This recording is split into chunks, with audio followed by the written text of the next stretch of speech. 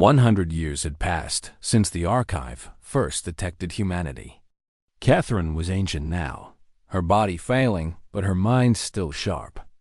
She had devoted her entire life to understanding a species that defied understanding. And now the moment she had always feared had finally arrived. The galaxy was dying. Astronomers had detected it 3 years ago. A massive burst of radiation was expanding outward from the galactic core, traveling at nearly the speed of light. It would reach the inhabited regions of the galaxy within a decade. When it arrived, it would sterilize every world in its path. Half of all known civilizations would be destroyed. The archive had calculated survival probabilities for every species in their records. The numbers were grim. Most species would not survive. They lacked the technology to shield their worlds or evacuate their populations. Even the most advanced civilizations faced catastrophic losses. The archivists themselves had a 12% chance of survival. The repository was well shielded, but it could not protect everyone. They would have to choose who lived and who died. But one number stood out from all the others. Humanity had a 67% chance of survival. Their worlds were spread across a vast area of space. Their technology had advanced beyond anything the archive had predicted. Their population numbered in the trillions, distributed across thousands of planets and stations. High Curator Thiessen, who had replaced Morvith after his death 20 years ago, called an emergency session of the full council. The topic was simple. Should the archive seek an alliance with humanity? The debate lasted for days.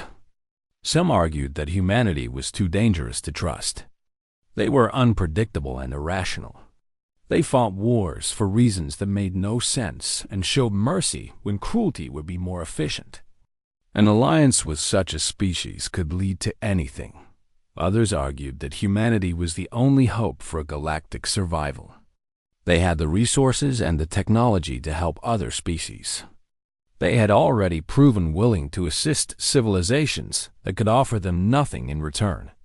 If any species would help the galaxy survive this catastrophe, it was humanity. Catherine listened to the arguments from her seat in the upper tiers. She was too old to speak for long periods, but she had prepared a statement. When Thiessen called for final testimony, she rose slowly and made her way to the central platform. The chamber fell silent. Everyone knew who she was. Everyone knew she had spent a century studying humanity. Her words carried more weight than anyone else's on this topic. She looked up at the assembled archivists and spoke in a voice that was weak but steady. She told them that she had spent her entire life trying to understand humans. She had analyzed their behavior and studied their history. She had watched them destroy empires and then rebuild them. She had seen them survive disasters that should have ended their civilization a dozen times over. She told them that humans were violent. They had killed each other in numbers that other species found horrifying. They had built weapons capable of destroying worlds and had come close to using them against themselves. They were dangerous and unpredictable and terrifying, but she also told them that humans were the only species in galactic history that ran toward danger to save strangers. The only species that rebuilt stronger after every catastrophe. The only species that chose forgiveness over revenge and compassion over logic. She told them about hope. She explained how humans believed in positive outcomes, even when all evidence pointed toward disaster. How they decided that the universe was wrong about their chances and then proved it through sheer determination. She told them that the archive had spent 50,000 years classifying species. They had categories for everything: predators and prey, conquerors and conquered, builders and destroyers. But they had no category for humanity. Humans did not fit into any box the archive had created. And maybe, she said, that was the point. She returned to her seat and waited for the council to vote. The decision was close, but in the end, the archivists chose to reach out to humanity. They had no other options. The galaxy was facing extinction, and humanity was their only hope. The message was sent through official diplomatic channels. The archive requested an audience with human leadership to discuss mutual survival strategies. The response came within hours. Admiral Kevin Brooks appeared on the main display in the council chamber. He was an older human with gray hair and a weathered face. He wore the uniform of the human fleet, decorated with medals that Catherine could not identify. His eyes were calm and steady as he addressed the council. He said that humanity had been watching the archive for a long time. They knew about the radiation wave. They had been preparing for it since the first detection 3 years ago. Their scientists had developed shielding technology that could protect inhabited worlds. Their engineers had designed evacuation ships capable of carrying millions of refugees. Their military had been planning rescue operations for species that could not save themselves. He said that humanity was offering help to the entire galaxy. Not just the archive. Not just their allies. Everyone. Any species that needed assistance would receive it. There were no conditions. There were no demands. Humanity was going to help because that was what humans did. The council members stared at the display in stunned silence. No species in galactic history had ever offered unconditional aid on such a scale. It violated every principle of survival and resource management that the archive had observed. Brooks seemed to understand their confusion. He smiled slightly and said something that Catherine would remember for the rest of her life. You spent 100 years watching us. Now watch what we do when the galaxy needs help. The transmission ended, but the silence in the council chamber continued for a long time. 3 months later, the first human ships arrived at the repository. They came in great fleets that blotted out the stars. Medical ships and cargo vessels and massive construction platforms. Scientists and engineers and doctors poured out of the docking bays, already working, already planning, already solving problems that the archive had deemed unsolvable. A young woman named Amy Chun led the scientific team. She had designed the shielding technology that would protect the repository from the radiation wave. She worked 18 hours a day and smiled constantly and treated every archivist. She met with genuine warmth and respect. Catherine watched the humans work from an observation deck above the main docking bay. She was too old to help directly, but she could still observe. That was what archivists did. They watched and recorded and classified. But as she watched humanity spread across the repository, saving lives and offering hope to species that had given up hope long ago, she realized that some things could not be recorded. Some things could not be classified. The archive had spent 50,000 years building the most complete collection of knowledge in the galaxy.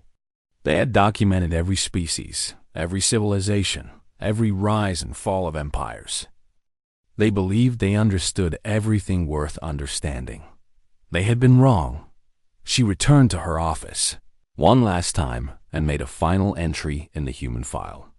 Her old hands trembled as she typed, but the words came easily. Species, humanity, classification, hope. She saved the file and closed her terminal. Outside her window, human ships continued to arrive, bringing light to a galaxy that had been preparing for darkness. The archive had found something they could not classify. And for the first time in 50,000 years, that was exactly what the galaxy needed. 60 years had passed since the archive first detected humanity. Catherine had risen to the rank of senior keeper and now led the entire human analysis division. Her fur had turned gray and her movements had slowed, but her dedication to understanding humanity had only grown stronger with time. She had spent 4 decades studying a single species. In that time, she had identified 847 distinct behaviors that defied classification. She had written thousands of reports that her colleagues found disturbing and her superiors found inconvenient. She had become the galaxy's foremost expert on humanity, and she still understood almost nothing about them. Her division occupied an entire wing of the repository now. Dozens of analysts worked around the clock, processing the endless stream of data from human space. Humanity controlled nearly a quarter of the explored galaxy. They had formed alliances with over 60 species. Their technology had advanced faster than any civilization in recorded history. But the numbers were not what concerned Catherine. She had learned to look beyond statistics and search for the patterns underneath. A young analyst named Yenel came to her office one morning with a discovery that would change everything.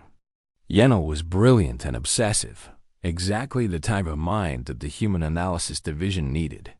She had been reviewing old transmissions from Earth, recordings that dated back to before humans left their homeworld. She had found something hidden in the data, a pattern that appeared in every human culture, every human language, every human historical period. It appeared in their songs and their stories, in their speeches and their prayers. It appeared in the words of soldiers before battle and mothers comforting children. It appeared everywhere, and yet the archive had never noticed it before. Catherine looked at the analysis on Yenel's tablet. The pattern was a single word that humans used in their darkest moments. When their cities burned and their armies fell. When disease swept through their populations and natural disasters destroyed their homes. When all logic said they should give up and accept defeat. The word was hope. Catherine had encountered this word before in her research, but she had never studied it closely. It seemed like a simple concept at first glance, similar to optimism or positive expectation. But Yenel's analysis showed that it was something entirely different. Optimism was based on evidence.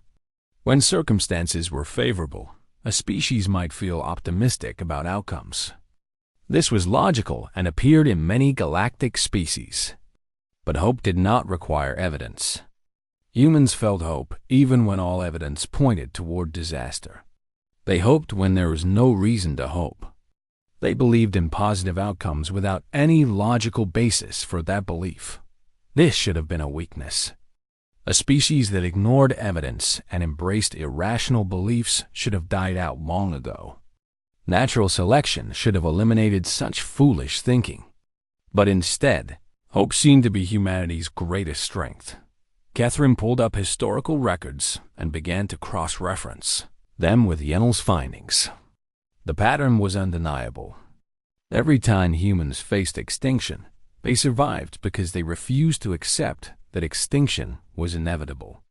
They hoped, and then they acted on that hope. And then somehow they made the impossible possible.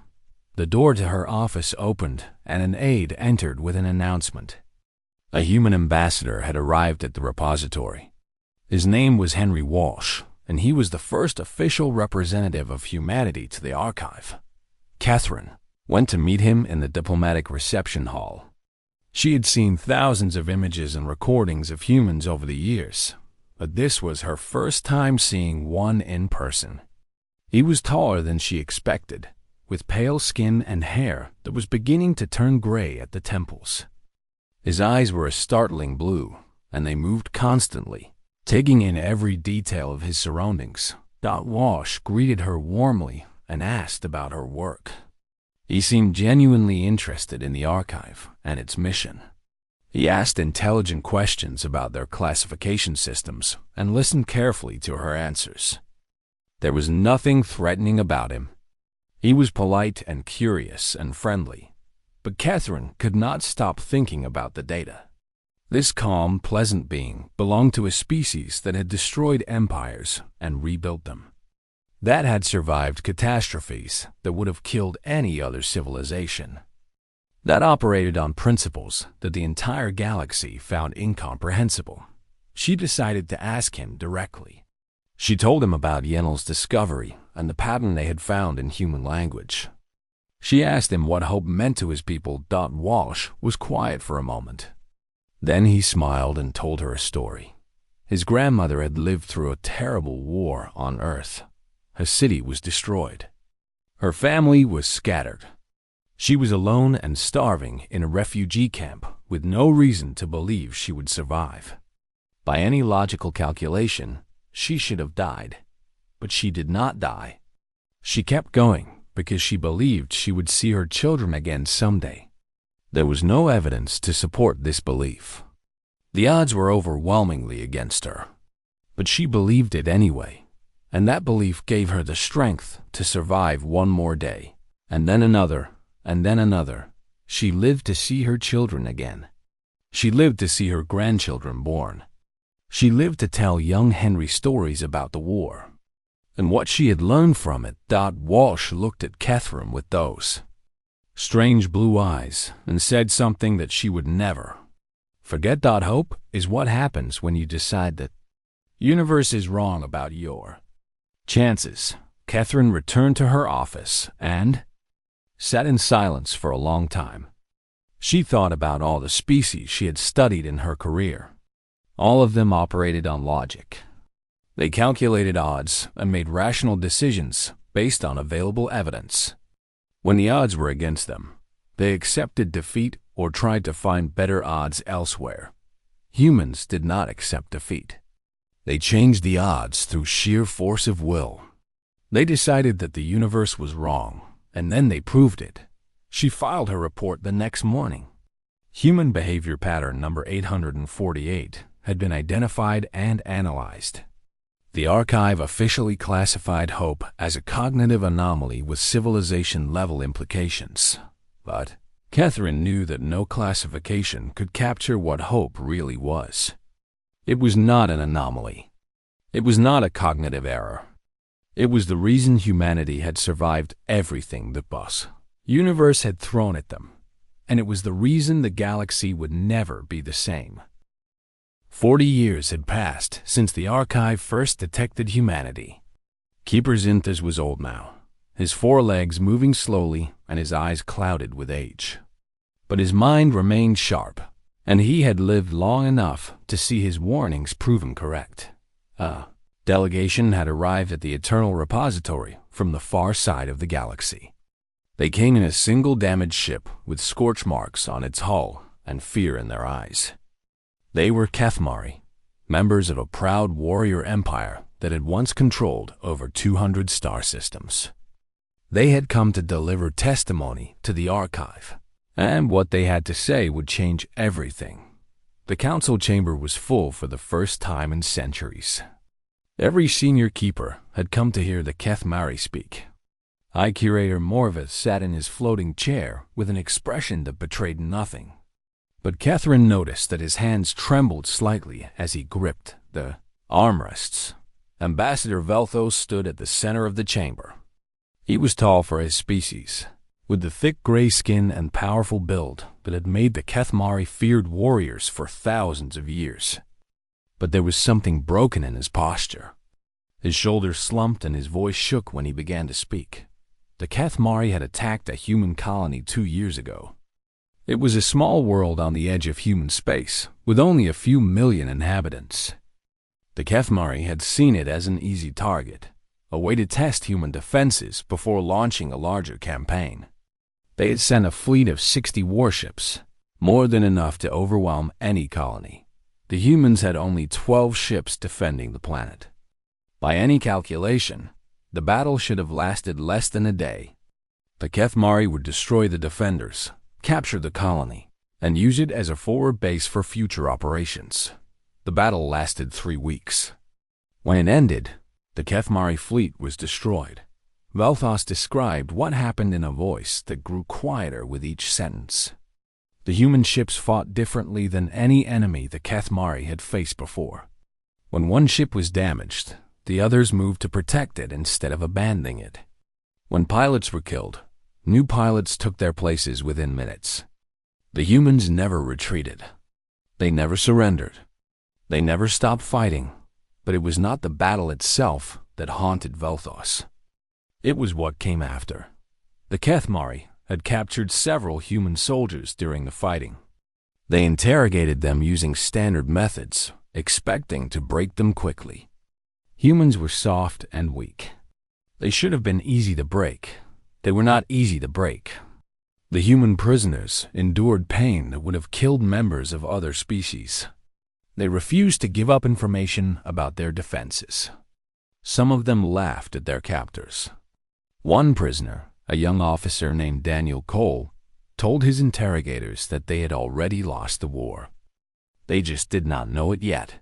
The Kethmari had thought he was bluffing. He was not bluffing.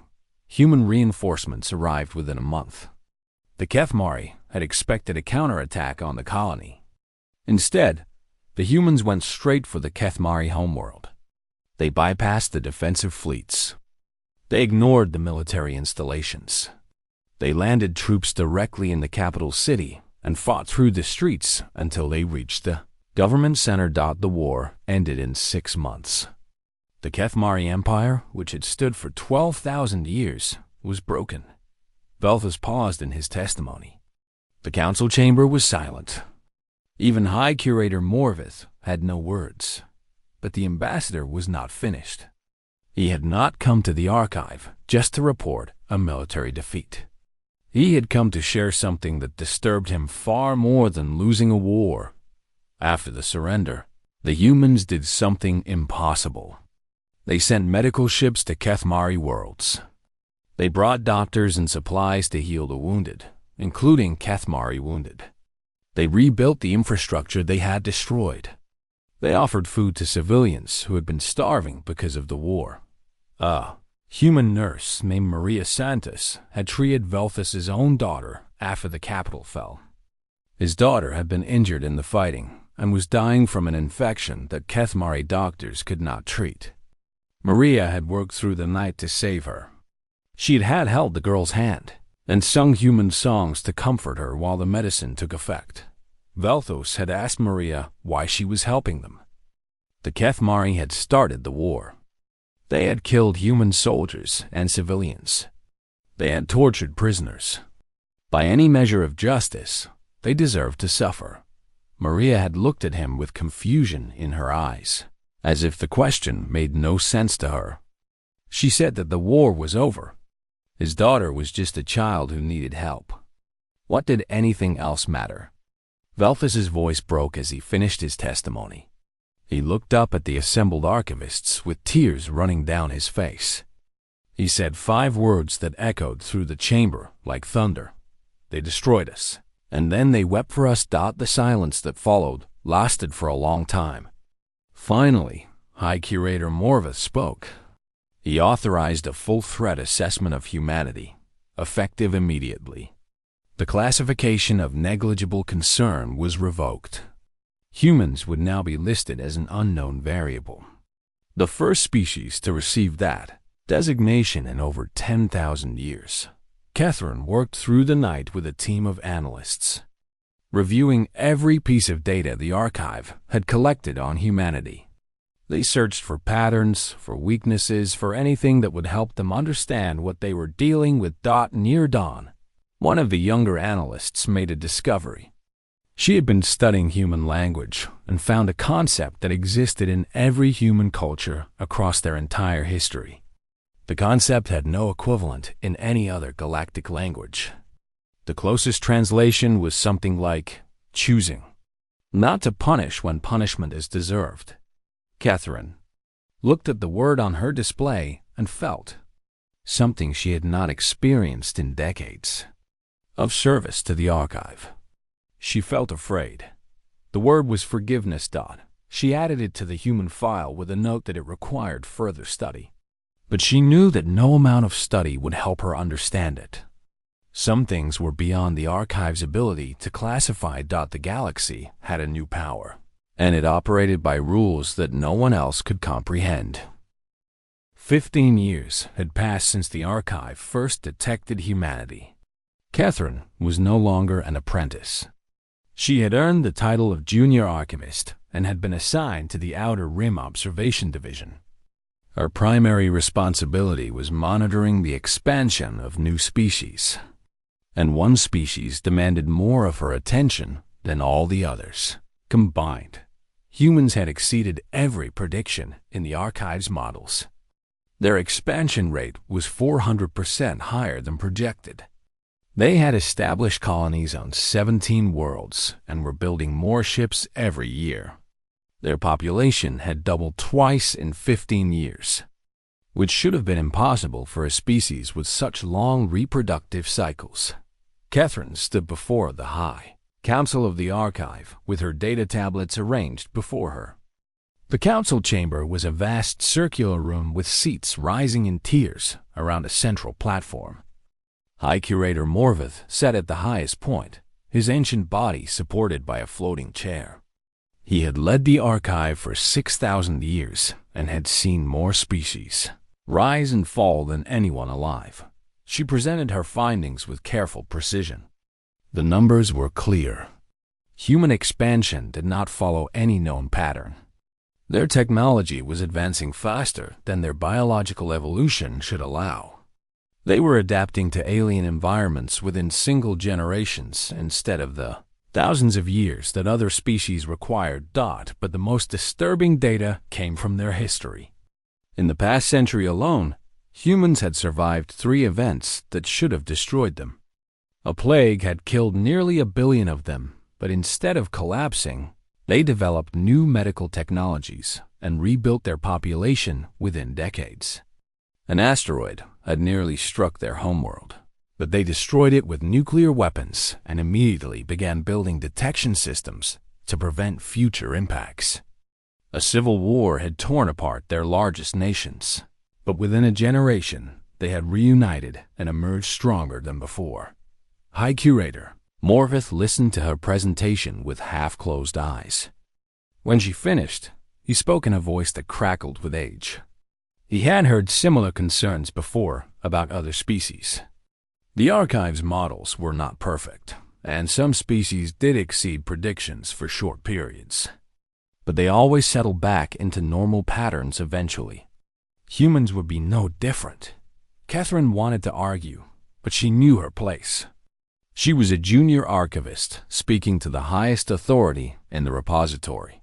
She bowed her head and returned to her seat, but Keeper Zinthus, her old mentor, rose to speak.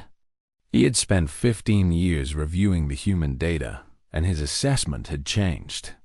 The neural patterns that Catherine had noticed as an apprentice had not disappeared. They had grown stronger. Human brains were changing in ways that the archive could not explain. He showed the council new recordings from human space. A colony ship had suffered a catastrophic failure in deep space. The logical response would have been to seal the damaged sections and sacrifice the colonists there to save the majority. Instead, the crew had risked the entire ship to save everyone. Engineers had worked without sleep for 3 days straight. Passengers had donated their own oxygen supplies to keep strangers alive. They had lost 47 people, but they had saved over 2,000 who should have died. The council members shifted uncomfortably in their seats. This behavior did not fit any classification in the archive systems. It was not logical. It was not efficient. It was not survival-oriented in any way that made sense. High Curator Morvith dismissed the concerns again. Humans were clearly a species driven by emotion rather than reason. This made them unpredictable in the short term, but vulnerable in the long term. Emotional species made poor decisions that eventually caught up with them. The archive would simply continue to observe and wait for the inevitable collapse. Catherine returned to her station feeling frustrated and worried. She pulled up the latest transmissions intercepted from human space and began to review them. Most were routine communications about trade and colony management. But one caught her attention. A human military officer named Lisa Grant was addressing her crew before a mission into unexplored space. Her words were being broadcast to the fleet, and the archive's probes had captured every syllable. Grant spoke about duty and sacrifice. She spoke about protecting the colonies they had built and the families waiting for them back home. But then she said something that made Catherine stop the recording and play it back 3 times. Grant told her crew that they might not survive the mission. The odds were against them. The enemy they faced was larger and better equipped. By any logical calculation, they should retreat and wait for reinforcements. But she was not going to do that. She was going to fight because that was what humans did. They did not calculate odds. They did not accept defeat. They fought until they won or died trying. The crew responded with cheers. They were not afraid. They were excited. Catherine searched the archive for any species that responded to certain death with enthusiasm. She found nothing. Every other species in galactic history showed fear responses when facing overwhelming odds. It was basic survival instinct. But humans seemed to have something else. Something that overrode their instinct for self-preservation. She filed a request for a formal threat reassessment and sent copies of her findings to every senior keeper in the archive. Most of them ignored her. A few sent polite responses suggesting she focus on more important matters. Only Xynthus replied with support, but his voice carried little weight in the council after Morvith had dismissed his concerns.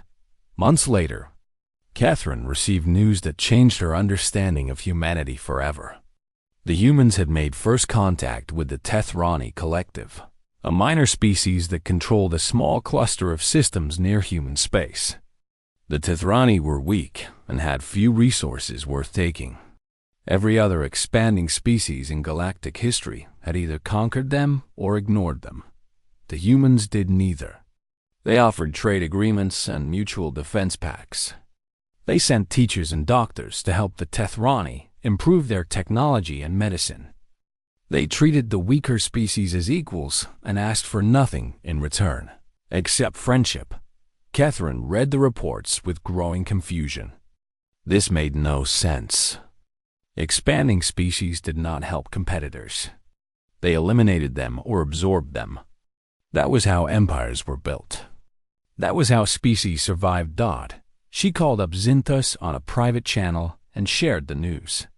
The old keeper was silent for a long moment before responding.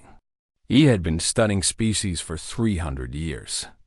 He had seen every type of behavior the galaxy had to offer.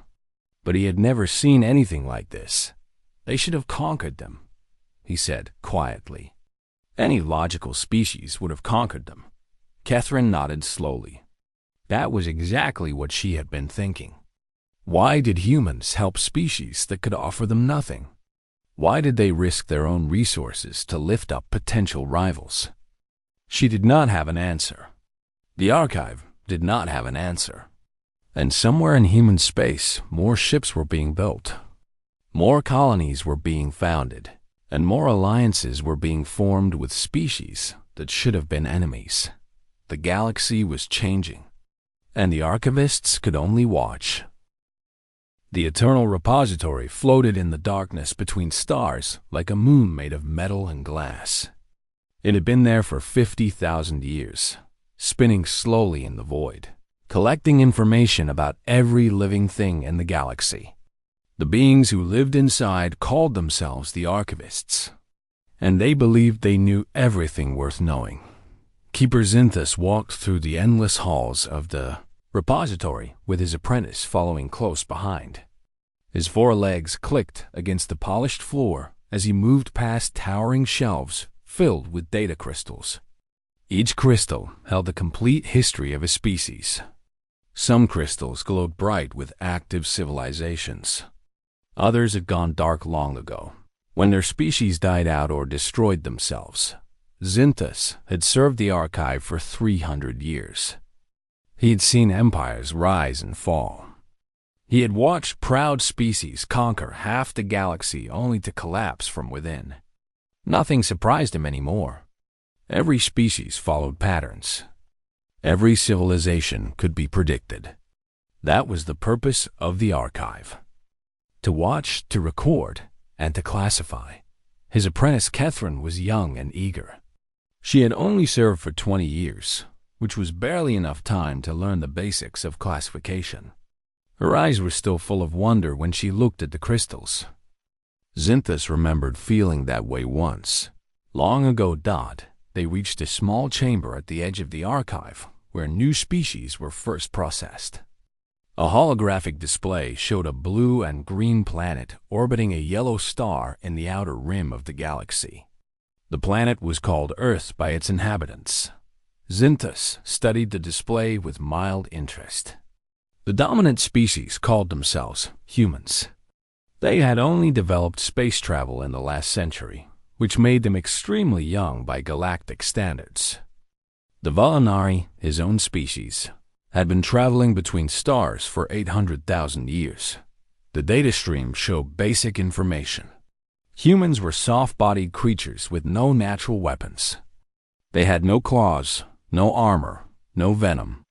Their eyes could only see a narrow band of light. Their hearing was limited. They could not survive in extreme temperatures. They lived for less than 100 years on average, which seemed impossibly brief. Catherine leaned forward to examine the biological data more closely. She had never seen a species quite like this one. Most successful species had some obvious advantage. Sharp teeth, thick skin, powerful muscles, or advanced senses. Humans had none of these things. Zinthus made notes on his data tablet. He had classified thousands of species in his career. Most of them followed predictable paths. The weak ones died out. The strong ones expanded until they met stronger species. The smart ones learned to cooperate with others. He could usually predict a species' future within a few decades of observation. Humans seemed easy to classify. They were clearly a primitive species that had gotten lucky with their planet's resources. They had developed technology to compensate for their physical weakness, which was common enough. In a few centuries, they would either join the galactic community as a minor species or destroy themselves with their own weapons. The archive had seen both outcomes many times before. He entered his preliminary assessment into the system. Species designation: human, origin, Earth, Sol system. Threat level: negligible.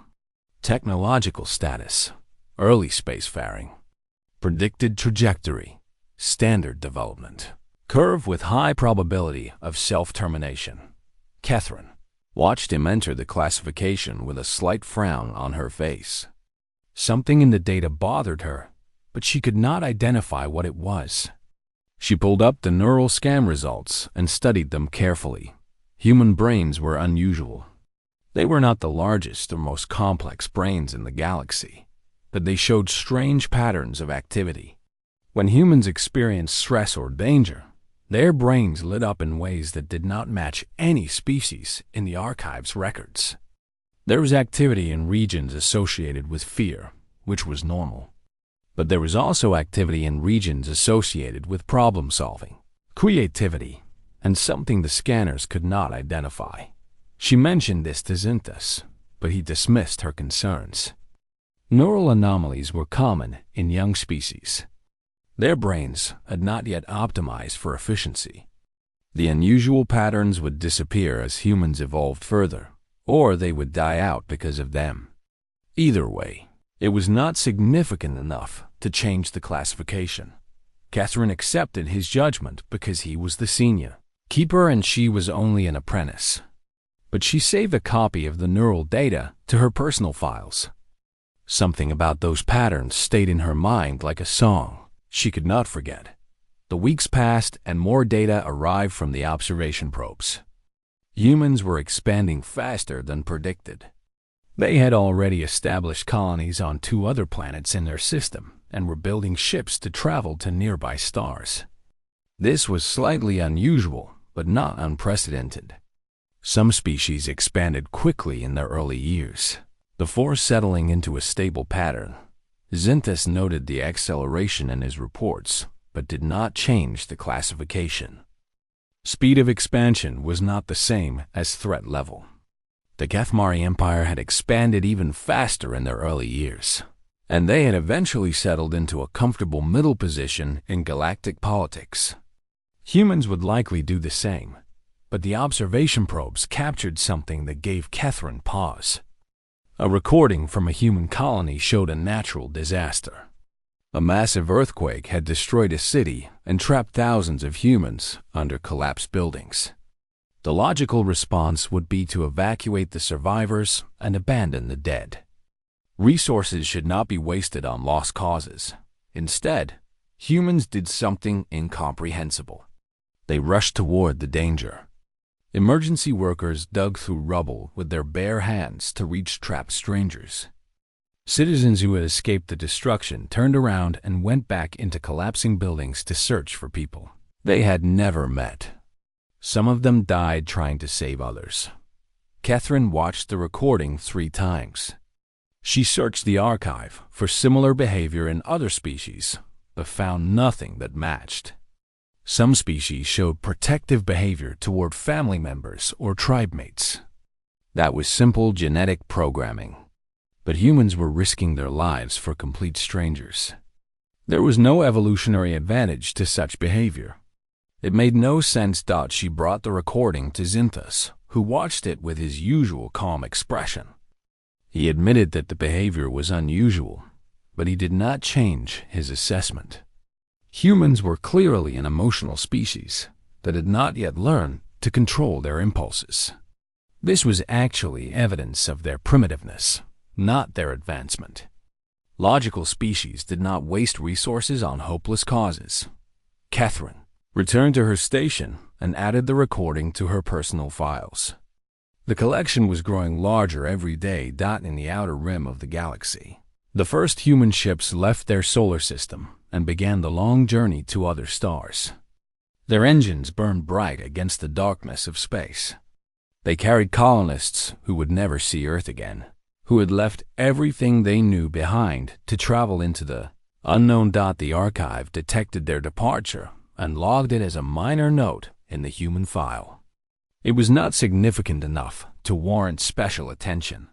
Thousands of species had made similar journeys throughout galactic history, but somewhere in the vast network of the repository, a data crystal began to glow just a little brighter than before. The archive was watching.